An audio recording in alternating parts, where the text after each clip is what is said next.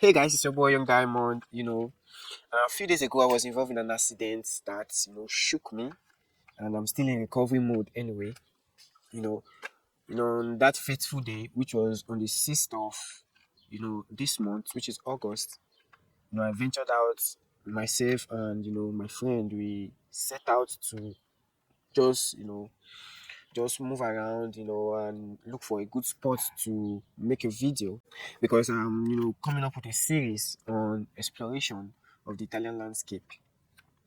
So in our, movements going around, trying to see how, the cities were because I made a video about, why Italians they had to prefer, building houses back in the days on the hilltop, due to invasion, because the European landscape were on, they had series of wars, you know, so they had to build their houses on the hilltop to, avoid, invaders. That way, it will be very difficult for invaders, to invade them because you as an invader, if you are trying to, invade a particular region, climbing the hilltop, you get tired even before you get there.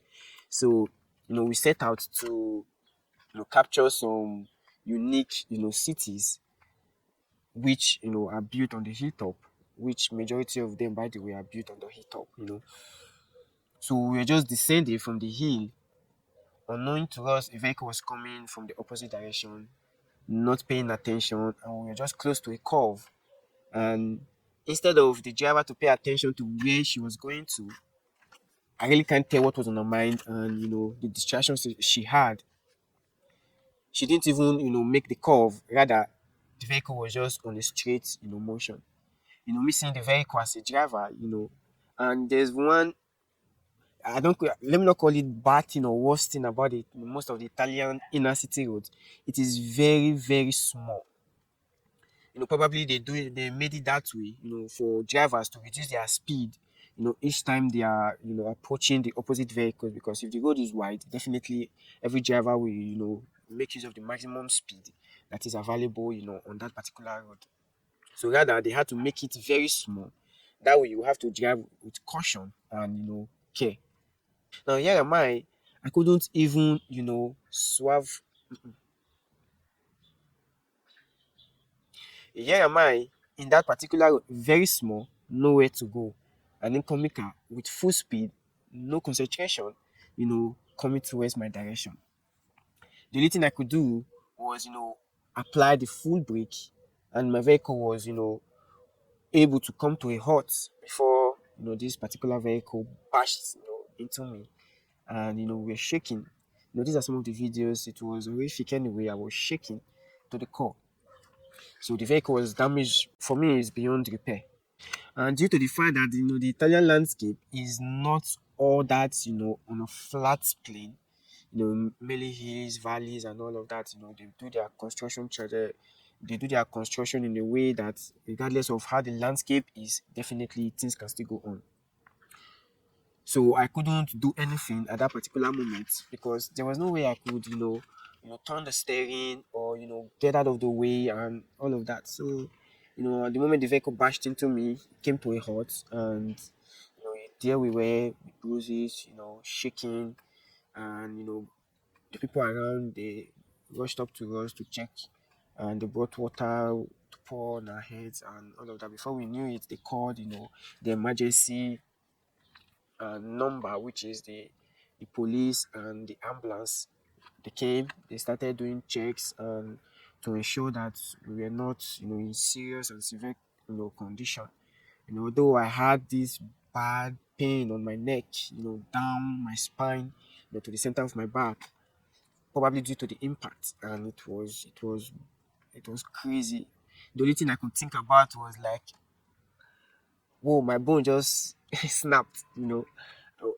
This is my first time of getting involved in an accident for only God knows how long. Ever since I've been driving here in Italy, I've not, getting involved in any form of accident, or I'm always a careful driver. Most times when I see some defaults on the highway, definitely I had to, apply my horn.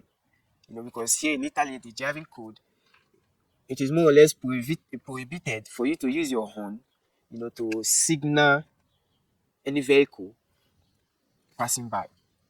So in most cases, when I'm at the edge, I always honk at the vehicle either in front of me or coming, from opposite direction to signal them to, like be careful.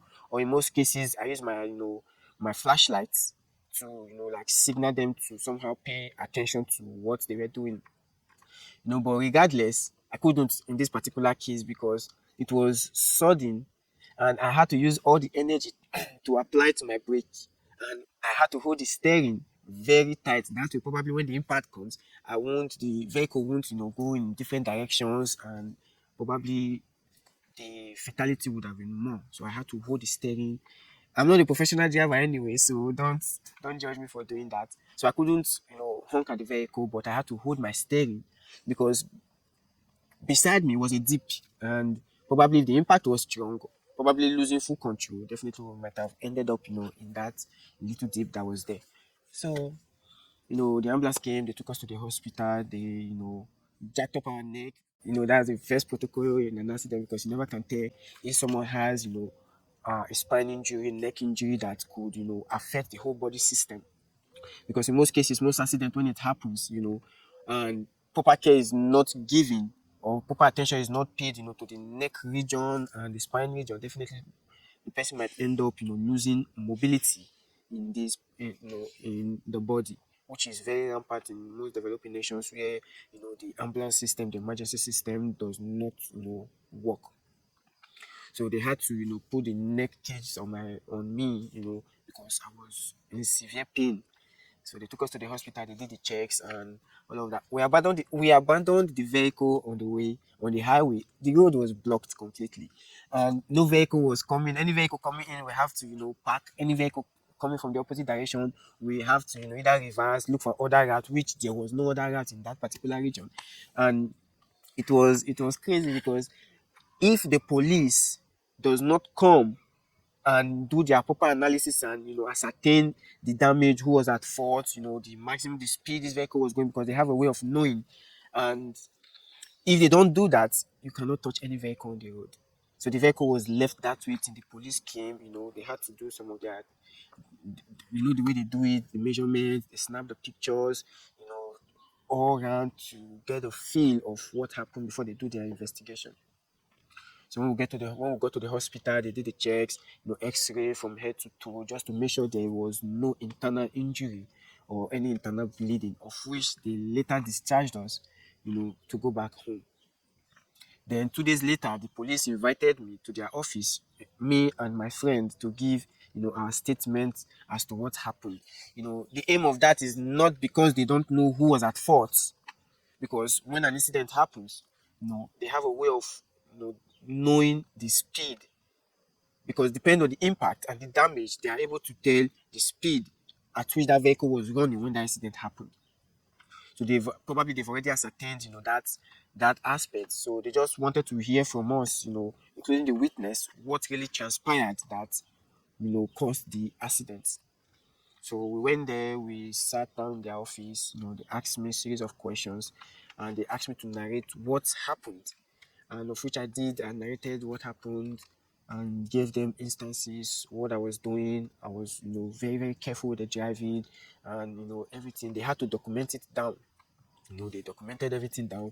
And of which even while I was in the hospital, they had to come they drafted their reports while I was in the hospital, and then they sent it to me via email. They asked me to send it to my insurance company. You know, when an incident happens, you don't just start showing fees. Like we see where we came from.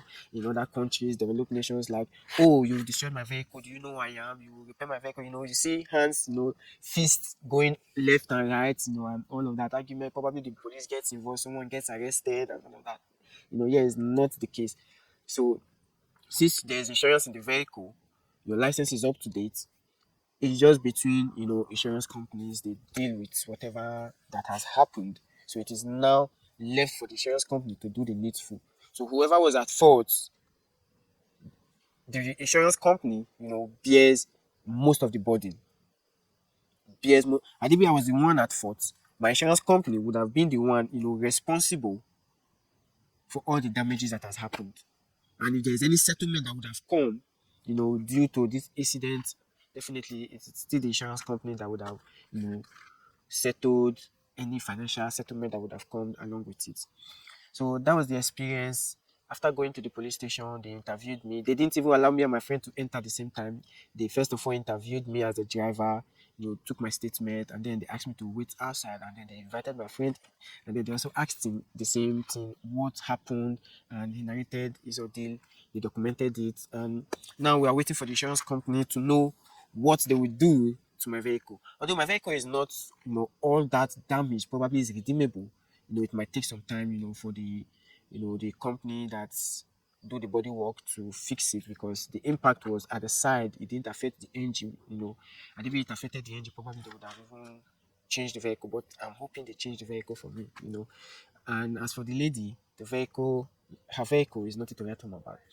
So though I'm in the recovery mode, you know, still trying to wrap my head, you know, thinking about what would have gone wrong had it been I was, you know, on a high speed, or had it been I was coming with the same speed in which she was coming as well. The collision would have been so much more dangerous, and, you know, would have been very impactful, not just to me and also to my friend that was with me in the vehicle. And luckily enough, he didn't sustain any injury. He wasn't affected that much, and he's doing fine. So that's what happened to me just a few days ago. I just decided to share it, you know, so everyone will be aware.